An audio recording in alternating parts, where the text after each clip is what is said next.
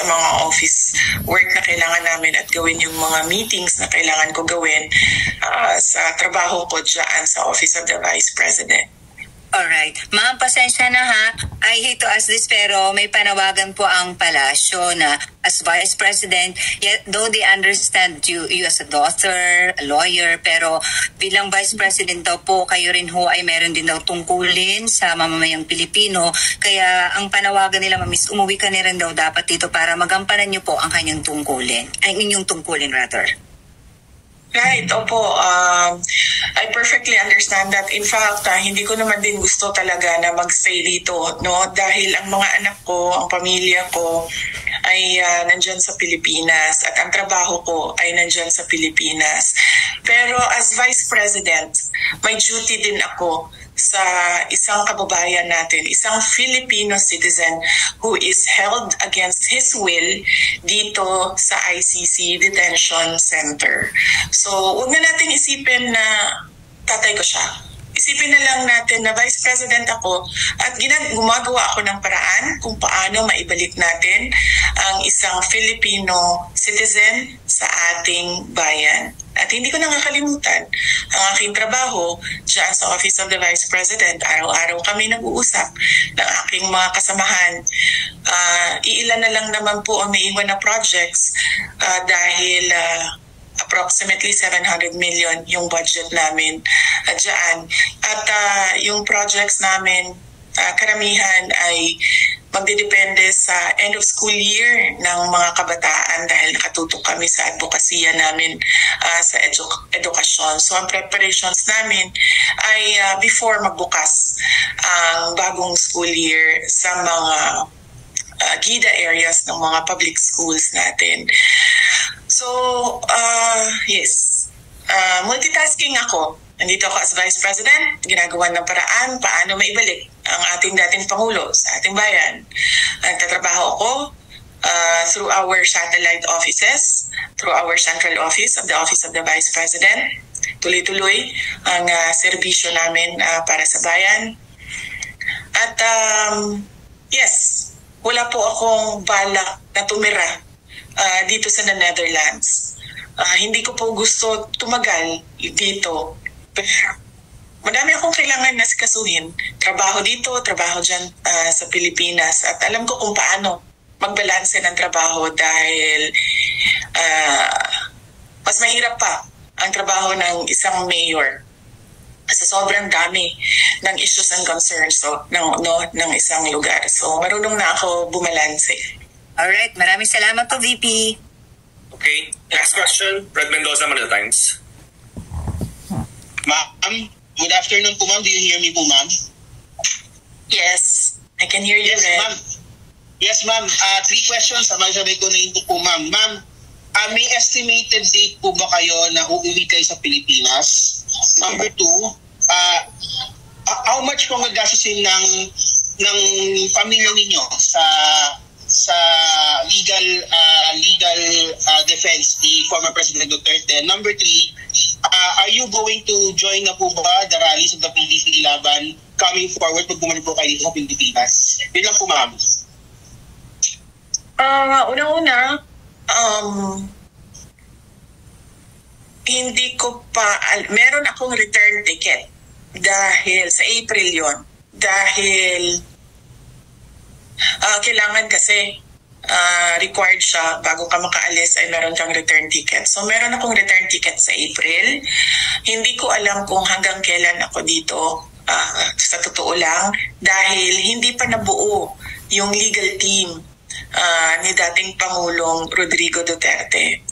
As Vice President, may obligasyon ako na buuin yung kanyang support group dito para merong tumutulong sa kanya na makalabas dyan sa ICC detention.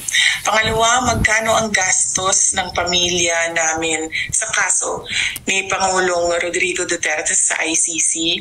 Sa ngayon ay wala kaming pinag-uusapan ng abogado, pero nagpahiwating na ako sa kanya na kung pwede mag-apply ng legal aid dyan sa loob ng ICC. At patuloy naming pinag-uusapan ito.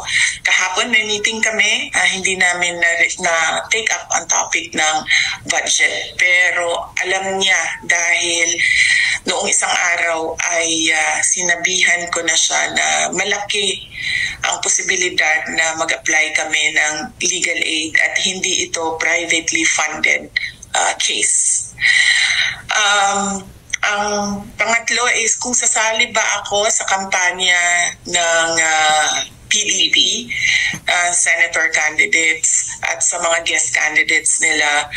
Palagay ko naman hindi na kailangan ako sumama sa kampanya nila dahil alam na ng taong bayan at alam na ng buong bansa na kailangan nila baguhin ang muka ng ating gobyerno at alam nila na kailangan nilang iboto 10 doon sa mga kandidato na yon. Unang-una, yung mga kandidato ng PDP, Senator Bongo, Senator Bato de la Rosa, Attorney Hinlo, Attorney Bondok, Philip Salvador, and meron pa isa. Vic Rodriguez, ma'am. Vic Rodriguez is a guest candidate of PDP. So meron pa tayong isang PDP senator. And meron tayong 4 na guest candidate. Si Attorney Vic Rodriguez, si Congressman Rodante Marcoleta, si Pastor Apollo Kibuloy, and si Dr. Richard Mata. So, ito yun nga. Siguro ang dahilan kung bakit inalis or ginawa ng extraordinary rendition ang dating Pangulo dahil mukhang magbe-block voting ang buong Pilipinas sa 10 senador. Okay po, ma'am. Thank you po, ma'am. Okay. Next question, Jason Rubrigo, SMNI. Jason? Hi ma'am, good afternoon po. Dito po sa legal team po ni dating Pangulong Rodrigo Duterte, kamusta po yung pakikipag-usap natin doon sa listahan po ng mga abogado at kailan po natin inaasahan na magbubuo po ang legal team ni dating Pangulong Duterte? Oo. Mamayang gabi may darating na isang abogado, no? So, kailangan ko siya kausapin, kailangan ko siya i-interview para maidagdag siya sa legal team. Hindi ko sila papangalanan dahil gusto ko protektahan ang kanilang privacy dahil baka mabombard sila ng kung ano-ano, no, na mga tanong o mga tawag o mga lobbying ng mga iba't ibang grupo, iba't ibang tao. So, hindi ko papangalanan yung ibang miyembro ng legal team. Papangalanan ko lang ang lead counsel natin ay si Nicholas Kaufman. Okay. Ma'am, kanina po sa Senate hearing, you've said na gusto mong sumagot yung Armed Forces of the Philippines kung bakit nila pinayagan na mangyari ito kay Pangulong Duterte. Sa tingin niyo po ba may pananagutan po ang AFP sa nangyari kay dating Pangulong? Sa tingin ko ba may pananagutan? Yes, of course. Sa tingin ko ba pananagutin sila? Base sa sagot ng Secretary of Department of National Defense ay mukhang wala. Hindi sila pananagutin. Pero yes, sa tingin ko may pananagutan sila.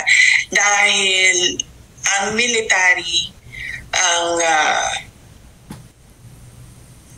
protector of the states and national sovereignty. At dagdag pa doon, merong isang unit dyan sa loob ng Armed Forces of the Philippines, itong Presidential Security Command, o dating tawag natin ay Presidential Security Group, masikat sila sa pangalang PSG. Ang trabaho nila ay magprotekta ng mga dating Pangulo. Kung makikita nyo, ang mga security detail ng ating former President Estrada, former President Arroyo, ay mga miyembro at at ni former President Duterte ay mga membro ng PSG dahil mandato nila na protektahan ang former heads of state because these are kumbaga icons ng ating bansa and they're very important individuals para sa isang bansa.